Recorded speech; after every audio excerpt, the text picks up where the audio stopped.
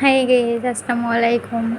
অনেক দিন পর ডাউয়া ফল খাবো। আপনাদের ওদিকে কী নাম বলে আমি জানি না, বাট আমাদের এদিকে এটা বলে ডাউয়া।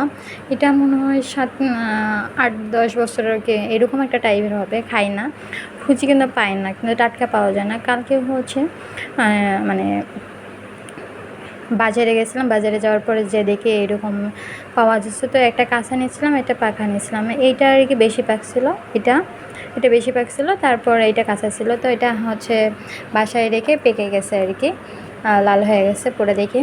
তো এখন আর খাই নেই। ঢাকারটা কেমন লাগে, গ্রামেরটা হচ্ছে গাছ থেকে পরে যখন, ওইটা অনেক টেস্ট লাগে আমার কাছে খুবই মজা লাগে, এটা আমার খুবই পছন্দ। তো এই তো দেখি টেস্ট করে আজকে কেমন লাগে। আর আপনারা কি ফল বলেন সেটা বলবেন। আমরা ডাউয়া ফল বলি। হ্যাঁ, আমার কাছে খুব মজা লাগে। আপনাদের কার কার পছন্দ বলবেন।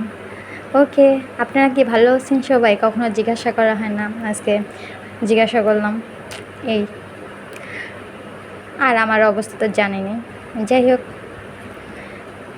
এটা একটা ছোট, কালকে হচ্ছে এটা কেজি মনে হয় 250 টাকা চাচ্ছিল, কি 280 টাকা, মানে ঠিক মনে নেই।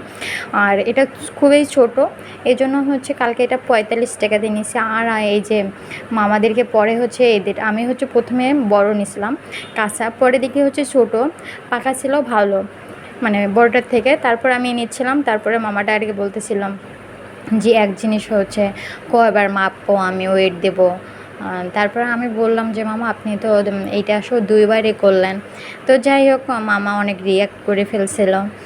আমি হচ্ছে নেক্সটে চেঞ্জ করে ফেলছি তার জন্য। তো চেঞ্জ করতে পারি, সবাই ব্যাপার, তাই না?